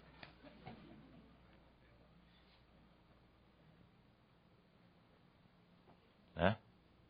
Então, a expansão de consciência te revela o contexto te dá o significado, e o significado te dá mais prazer e te dá outra maneira de relacionar-se com o limite, com a dor, com a perda. Sem significado, o consumo predatório toma conta, o físico é mandatório e a virtude vira vício. Pronto, chega. Agora, perguntas. Estava morrendo de medo de vir aqui para conversar. As pessoas que eu vejo vir aqui, vejo na televisão, os caras são tudo cabeça, né? Tudo professor, doutor. O que vocês querem saber que eu não falei? Sim. Vamos passar então agora para perguntas, né, com a plateia, por favor. Então, depois desse quadro sobre necessidades e desejos, vamos entrar ao vivo. A primeira pergunta será da curadora, da Samira.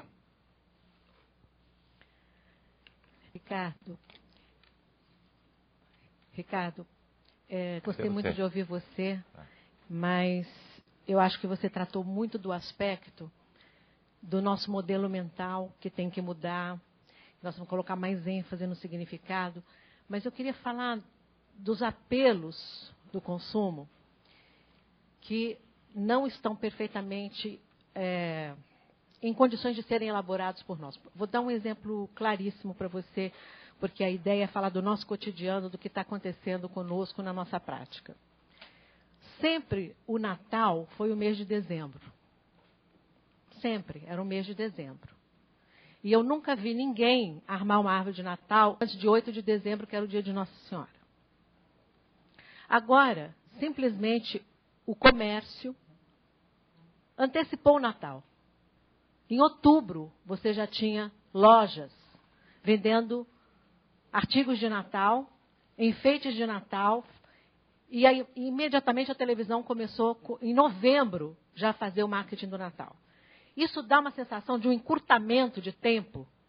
Quer dizer, não é um consumo predatório que as indústrias estão fazendo em cima do nosso tempo. O tempo do nosso Natal era dezembro, não é meados de outubro. Isso causa um estresse, porque você acha que, mas como o Natal já chegou, então o ano já acabou, e todas as coisas que eu queria fazer até dezembro. Bom, aí tem várias coisas nessa sua pergunta, né? Primeiro, eu não compro a tese de que as indústrias são pérfidas e são capazes de destruir as coisas. Eu acho que não. Eu acho que as indústrias, elas ouvem o que o consumidor quer, fazem o que o consumidor quer, e essas são as piores. Aquelas que ouvem o consumidor. Porque o consumidor é mal informado, o consumidor está preocupado com outras coisas na vida, ele vai consumir sim, está se divertindo e tal. As empresas que são críticas sobre a sociedade e que não ouvem apenas o consumidor, mas começam a pesquisar limite de recursos, novas oportunidades, são as empresas críticas, que têm identidade. Então, eu não compro, e eu acho que as empresas que têm essa visão crítica e que aperfeiçoam a sociedade são as empresas que criam valor, não são aquelas que capturam valor. Essas empresas estão começando a liderar o mercado. Essas empresas têm mais consciência, são mais maduras. E esse é o segundo aspecto que eu queria falar. Nós estamos vivendo ainda uma fase de juventude, sim. As pessoas valorizam a juventude como um valor na sociedade e não como uma fase da vida. Isso vai ser um problema seríssimo daqui a 2 minutos, porque a gente está tendo muita gente madura muito bem na sociedade. Tem gente com 70, 80, 90 anos de idade muito lúcida, inteligente, com conhecimento extraordinário. Eu conheço grandes empresas que estão reformulando a data para a pessoa sair da empresa. Hoje, um cara com 65 anos, ele tem lei na empresa que ele tem que se aposentar. E aos 65 anos, hoje, no início do século XXI, um cara está no auge do seu network de relacionamento, está no auge do seu reconhecimento, e ele vai ser colocado à margem da riqueza produtiva da sociedade. Então nós temos contradições, paradoxos, típicos da fase de transição. Esse desenho que eu fiz aqui, olha, não vamos nos iludir. Essa passagem da sociedade industrial para a sociedade do conhecimento a gente chama de transição. Sabe como é que chama a transição? Transição é uma fase em que as coisas não funcionam mais como funcionavam e ainda não funcionam como vão funcionar. Então é crítica. Gera violência. Gera exageros absurdos, porque as pessoas vão perdendo os referenciais. Então elas querem fazer do jeito que sempre fizeram, não dá certo, elas ficam histriônicas, vão continuando a usar força para fazer. Esse negócio do Natal deve ser uma coisa assim. Ah, mais Natal. Mais Natal. Sabe? É igual o Lula e a Dilma. Mais crescimento. Mais. Desculpe, você está no ministério. Esqueci totalmente. Mas a coisa do crescimento. Mais. É predatório. Não tem a inteligência, não tem a maturidade, não tem a observação dos contextos maiores. Outro dia eu assisti uma palestra de uma pessoa defendendo todo o parque e tal, tudo. Vou convidar vocês a fazer uma viagem de 10 mil metros de altitude, né, para falar do contexto do Brasil. E vi um monte de coisas maravilhosas no Brasil. Eu ia falar em seguida. Falei, agora eu vou convidar vocês para fazer uma viagem numa altitude de 50 mil metros de altitude. Você vê o mundo, você vê a época. Senão você fica ingênuo. Então, eu acho, Samira, que tem esses exageros, sim. Do mesmo jeito que você tem essas coisas, você tem em muitos segmentos de consumo e muitos grupos de público da sociedade, por faixa etária, poder aquisitivo, pessoas preocupadíssimas com o consumo consciente. Você já começa a ver 13%, ontem era 0%, hoje é 13%. Outro segmento é 35%. Não era nada outro dia. Então você tem, ao mesmo tempo, vou fazer um outro desenho aqui. Isso é interessante da gente ver para ter essa clareza. Olha, isso aqui é a linha dos matos. Vem cá, por favor. Ó, isso aqui é a linha do tempo. É legal aprender a fazer esse desenho, porque dá para entender um monte de coisa que fica esquisito.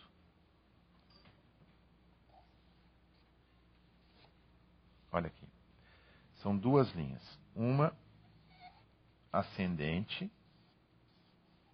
e a outra decadente. Essa linha aqui é hoje. O que significa isso? Isso aqui é a tal da sociedade industrial, GM. Cadê a GM, gente? Ó, GM. Isso daqui é a sociedade do conhecimento. Tá? Microsoft. Google. Beleza. Se você vai fazer uma aposta, em que padrão, em que dinâmica você vai apostar? Nessa aqui, que é 80%, mas é decadente, é o G7, é GM, práticas absurdas que não cabem mais pelo volume de gente, pela dinâmica da sociedade, ou sociedade do conhecimento, que é 20% ainda, mas está assim, ó.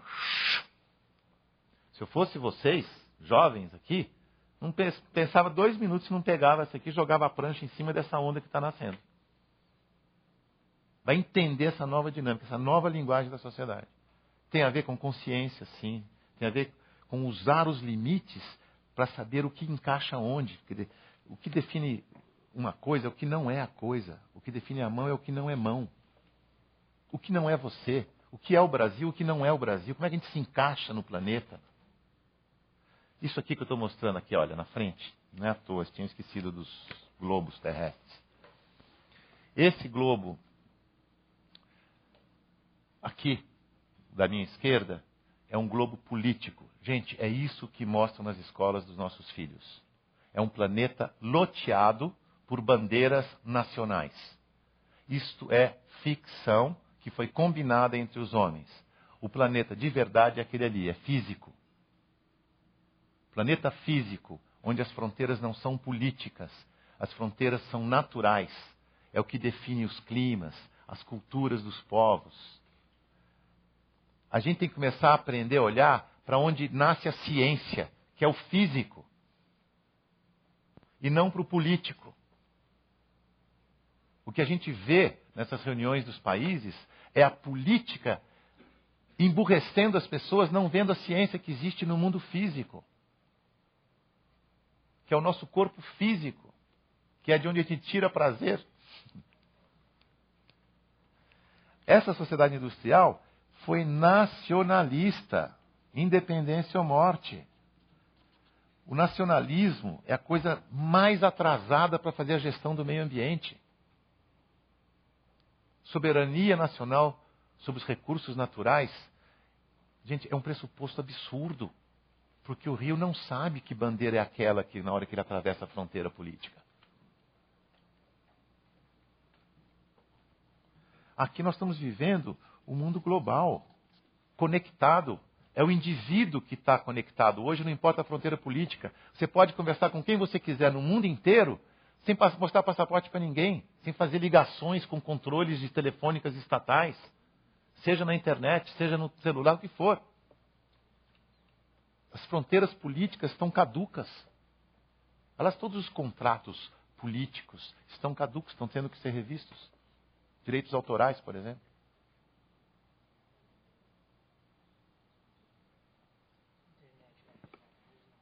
Reginaldo com a internet.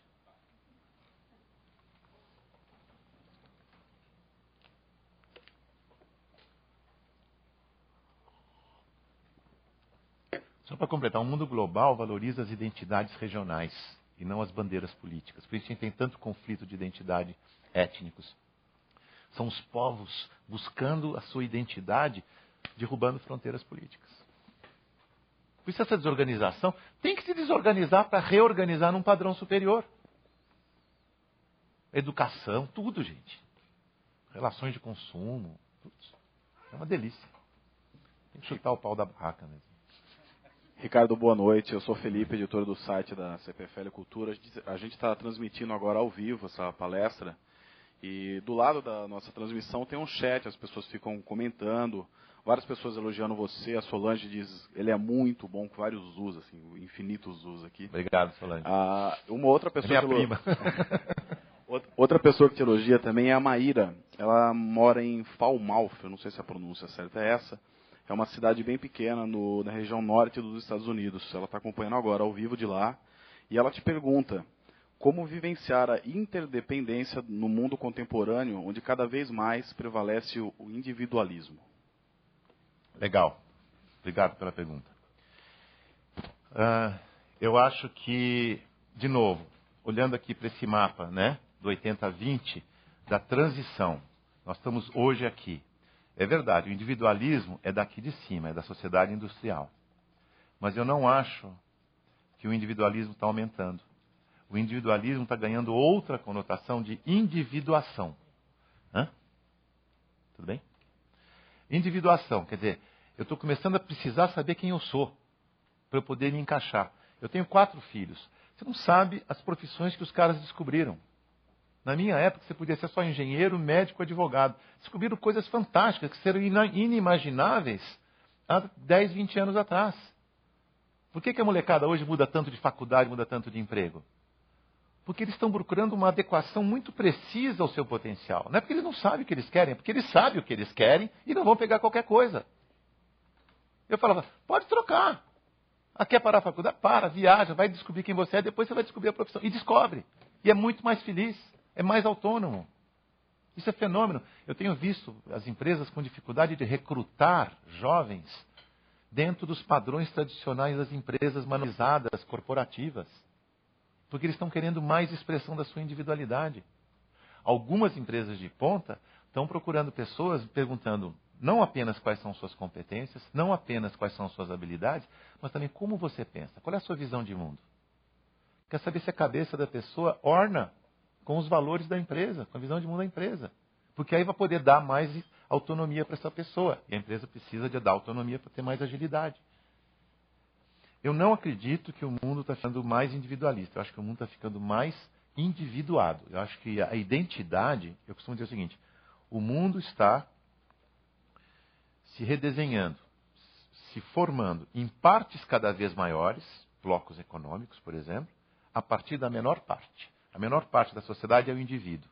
O indivíduo hoje tem um princípio que o marketing utiliza, que é o seguinte, customize the market to the size of one. Quer dizer, atenda o seu mercado como se tivesse um consumidor.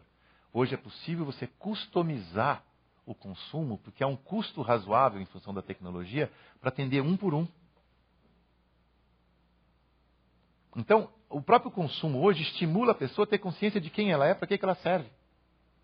Você vai comprar uma bicicleta na Panasonic, no Japão, você não tem bicicleta para escolher. Você tem um cavalete, você senta nesse cavalete, na mesma hora lá dentro recebe o seu DNA de bicicleta, tamanho, peso, proporções, e tem uma tela na sua frente que começa a falar com você, perguntar o que você vai fazer com essa bicicleta.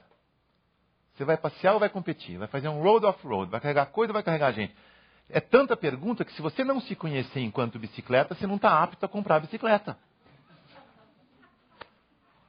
Hoje, tudo é disponível. Você tem qualquer tipo de estilo de roupa, arquitetura, religião, sexo, tudo é possível. Tudo tem recursos para você expressar e tudo é socialmente aceito como bom. Isso não é individualismo. Isso é você saber quem você é, para que você serve, para você se encaixar de um jeito melhor numa parte maior. Claro que tem individualista, sempre vai ter esse percentual, mas eu acho que a coisa... Eu acredito nisso. Eu acho que uma coisa importante é o seguinte, a gente tem que escolher que visão de futuro a gente quer construir. Mostra isso aqui para mim. Eu adoro essa imagem porque é o mesmo lugar, porém as pessoas fizeram escolhas diferentes. Tá dando para vocês verem aí? Um valorizou apenas o físico, a matéria. O outro valorizou a arte. O outro valorizou a sensibilidade. Valorizou o conhecimento. Valorizou a harmonia, a integração, a inteligência, a ciência. Um é crescimento material. Mais pactos. Né? Mais. O outro não. O outro tem qualidade. O outro leva a uma satisfação maior das pessoas. O outro é consumo predatório mortal. O outro é um consumo predatório que promove a evolução da raça. A gente tem que consumir para evoluir. Não dá para consumir, não dá para evoluir sem consumir. Isso é condição. Né? Então, eu gosto de escolher que o mundo está melhorando. Eu acho que o otimismo é fundamental para você criar, para você ver coisas que o pessimismo não mostra. Né? Eu sempre procuro dizer, antes de ler o jornal, decide se você é otimista ou pessimista. Não deixe o jornal decidir. E aí você vai ler o jornal de outra maneira. Aquilo que está sendo destruído pode ser o que você precisa para construir uma coisa nova e melhor. Né? Pelo menos eu acho isso. Eu acredito na individuação. Muito mais. Claro que tem hora que você olha num canto e fala, nossa senhora, tudo bandido, individualista. Mas você olha para o outro, você vê mais um bando de gente que já está, né, fazendo outras coisas mais legais.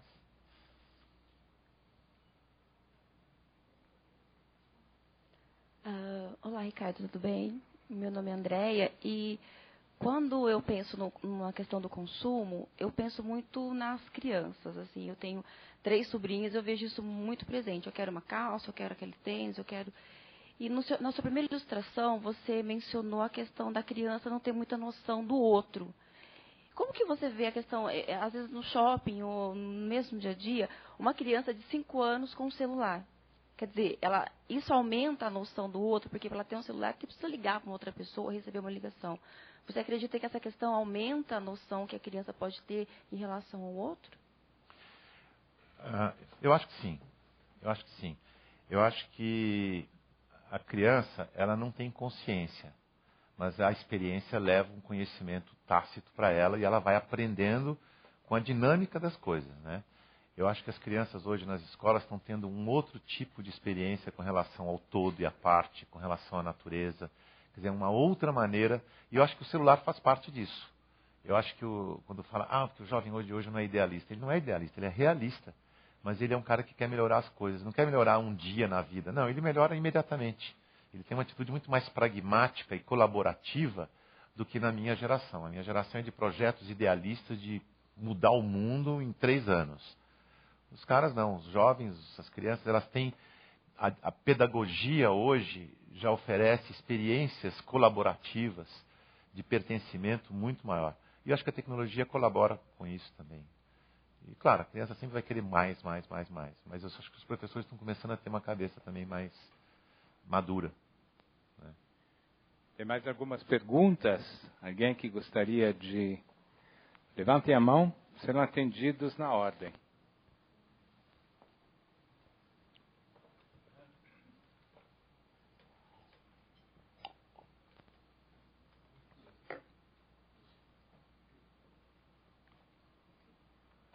Boa noite, Ricardo. Primeiro, queria dizer que eu gostei muito da tua palestra. Obrigado. E já que o Natal está chegando, queria que você, estou vendo uns livros aí na tua mesa, queria que você indicasse 2 ou 3 títulos que pudessem contribuir para um consumo não predatório.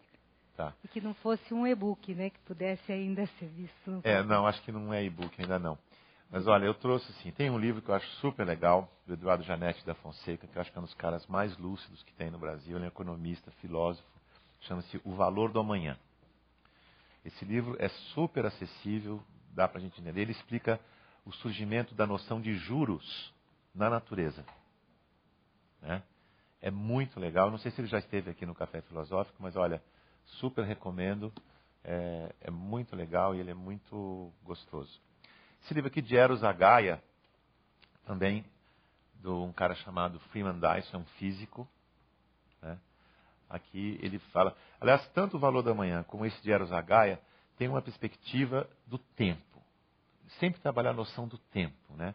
Esse outro livro que eu estou lendo agora, O Paradoxo do Tempo, ela tem uma capa super legal, porque de um lado é um tempo assim, do outro lado é um tempo assim. Os 2 tipos de tempo que a gente tem na vida, né? Então, é bastante interessante. O outro também é de um brasileiro, uma pessoa muito lúcida, chamada Humberto Mariotti, sobre o pensamento complexo. Ele é um dos discípulos do Edgar Morin. Acho que o pensamento complexo é a abordagem que a gente precisa para entender a complexidade do mundo contemporâneo. Você tem as coisas das mecânicas, mas também tem as coisas dos sistêmicos, e você tem que usar os dois universos. E esse aqui que eu acho bárbaro. É em inglês, chama-se Cradle to Cradle. Cradle to Cradle significa do berço ao berço, diferente do berço à cova. Esse é um dos outros princípios importantes da sustentabilidade. Nada acaba. Tudo pode ser origem de outra coisa. Então, isso dá uma outra perspectiva de todo o processo de produção e criação e design de produtos. Esses dois caras aqui, um é um arquiteto e o outro é um químico. E eles estão escrevendo um livro sobre sustentabilidade. E eles queriam escrever um livro que não fosse apenas um livro que evitasse a poluição e evitasse a predação do meio ambiente. Porque isso é simplesmente fazer um livro menos nocivo do que os outros. É o tal do não, é o tira-prazer. Eles enfrentaram a sustentabilidade como um desafio para a inovação. Como eu faço um mundo mais divertido, mais inteligente, mais eficiente a partir da sustentabilidade? Que é assim que ela deve ser vista, como um desafio para a inovação. E não apenas o que você não pode fazer, fecha a torneira do banho, apaga a luz. Isso aí tem que fazer sim, tem que aprender um outro jeito de viver. Mas tem um mundo melhor a partir da sustentabilidade que a gente tem que descobrir e desenhar. Então eles queriam fazer um livro que fosse melhor que qualquer outro livro jamais feito no planeta. E eles fizeram um livro que é melhor sim. É um livro que você pode molhar, você pode... Depois eu circulo aí. Você pode pegar com a mão gordurosa, não tira as letras, você pode ler na praia, na sauna, no banheiro. É um livro feito de resina. Isso é um desafio de design, de produção, de criação. É bárbaro isso. E, aliás, eu digo assim, esse aqui ele tem as ideias, mas ele demonstra suas ideias de uma maneira correspondente às suas ideias. Ele não fala de um jeito e faz de outro. Ele está fazendo um livro pondo em prática as suas ideias. Sustentabilidade é desafio de inovação. Para criar um mundo mais inteligente, mais científico, mais humano, mais integrado. Mais prático também. Quer olhar? Alguém quer ver?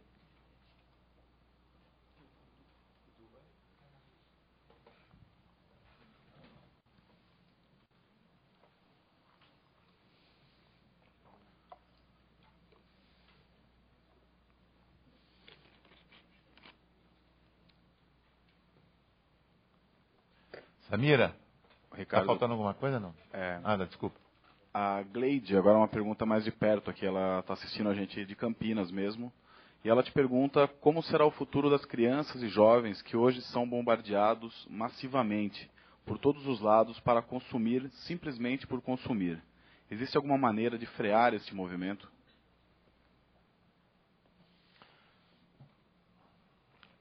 Eu acho que essas crianças vão ter que criar defesas próprias para esses problemas que elas vão ter que enfrentar. Quer dizer, tem que contar com a ajuda dos pais, dos professores. Eu acho que a tutela ainda é necessária, né? A nossa sociedade é imatura, ela precisa que ponha a lei, proibido isso, se fizer isso vai ser multado. Ainda precisa de tutela, porque o indivíduo maduro não precisa de tutela. Ele não precisa de lei. Ele não precisa de ninguém que diga o que é certo e errado, porque ele tem discernimento. Né? Então, tem tutela de pai, de mãe, de professor, porque as crianças precisam disso. Mas, independente dessa tutela, vai que eles não têm a competência para fazer direito, as crianças vão aprender a se defender, porque eu acredito que as pessoas, no fundo, elas têm a sensibilidade do que faz bem e do que faz mal para elas. Né? Às vezes, até é necessário você entrar numa errada para poder descobrir que é errado, porque, como jovem, você não aceita que o outro possa te dizer o que é certo e errado. Né? Você precisa de limites. Então, eu acho que eu desejo boa sorte para as crianças. Eu tenho netos, mas vão ser melhores pessoas do que nós fomos. Eu tenho certeza disso, porque eles vão ter mais informação, vão viver em rede, o meio ambiente vai estar mais protegido, as pessoas vão saber a importância do meio ambiente, vão buscar mais significado no cotidiano. Não vai precisar ir na galeria de arte para ver a arte. O café filosófico vai estar na casa dele, não vai estar, né, numa quinta-feira à noite. Num lugar, quer dizer, a gente vai ver filosofia no dia a dia, vai ter arte no dia a dia. Essa é a minha visão de futuro. Eu acho que serão crianças mais felizes. Ricardo, passamos para a última pergunta da noite com a curadora, Samira Crespo. Ricardo, os brasileiros hoje consomem 12 bilhões de sacolas plásticas por mês. Uma rede média como o Carrefour ou como o Walmart despejam no mercado 110 milhões mês de sacolas plásticas. Um brasileiro urbano vai entre 14 e 17 vezes ao supermercado. E a média de sacola que ele leva em cada compra é entre 6 e 10. Então, eu não preciso dar mais números para dar o tamanho dessa conta. Você acha que os brasileiros estão em condições de abandonar a querida sacolinha plástica em favor do coletivo, do bem coletivo? Eu acho sim. Eu acho que se você ressignificar, né? Por exemplo, eu acho legal recusar sacola plástica numa farmácia, no supermercado. Eu acho chique. Né? E eu exibo esse chique. Falo, não, obrigado. Eu prefiro. E dou o meu discurso. E tem gente na fila, tem gente no caixa ao lado e tal. Tudo. Falo, pô, cara metido. Fala que eu sou metido agora, mas vai chegar e vai fazer isso, porque vai ver que é legal. Eu acho que a gente que pôde estudar mais, que tem mais, a gente tem que dar o exemplo. Quando eu construí uma casa, eu cheguei para o meu arquiteto e falei, eu quero tudo certificado. Falei, mas isso vai custar mais caro. Eu falei, mas você é muito famoso, você tem uma autoridade muito grande junto a todos os fornecedores e decoradores, você é uma estrela, eu vou pagar a diferença, primeiro porque eu posso, graças a Deus, mas eu quero que você peça. E todo mundo saiba que você, com seu nome, está pedindo isso no mercado. Para você criar uma onda de que isso está na moda. Então, começa assim. Né? A gente começa a ressignificar os hábitos e costumes para que eles sejam melhor escolhidos pelas pessoas. Acho também que na ciência, na tecnologia, tem que descobrir sacolas biodegradáveis. Eu sei que já tem um movimento nesse sentido. Quer dizer, vai diminuir o consumo, tem algumas que são mais degradáveis, usa papel, enfim, eu acho, tem uma inteligência rolando aí, eu acho que o brasileiro, televisão é uma coisa fantástica no Brasil, o Brasil tem um recurso de televisão, merchandising, novela, as pessoas aprendem rapidinho tudo que põe na novela, tenho certeza, a Globo tem uma maior boa vontade em fazer essas coisas, tem um trabalho fantástico nesse sentido, põe no merchandising da novela a coisa da sacolinha, cai 30% o consumo em uma semana. Obrigado, Ricardo Guimarães, pela excelente reflexão sobre esses pontos centrais entre necessidades e desejos, né, que toca todos nós, todos os dias, né, em todas as partes do planeta. Gostaríamos só de lembrar a vocês, a todos os presentes, que na próxima quinta-feira, dia 26 de novembro, nós teremos Deise Maria Paulo, diretora executiva da Associação do Patrimônio Privado Natural do Rio de Janeiro, falando aqui sobre conservar o que é nosso, a ética do cuidar, sempre dentro do mesmo módulo com a curadoria de Samira Crespo, que é, repito, sustentabilidade ao nosso alcance, mudando hábitos e atitudes. E dia 24 de novembro, na terça-feira, nós teremos reflexões sobre a crise e o futuro do trabalho, com José Ricardo Barbosa Gonçalves, que é professor e pesquisador do CESIT, e os debatedores Clemente Gans Lúcio, que é diretor do Diese, e Anselmo Santos, que é economista do CESIT. Então, gostaríamos, porém, agora de concluir o dia de hoje com um aplauso particularmente sentido pela generosidade do nosso ilustre convidado da noite. Muito obrigado. Muito obrigado.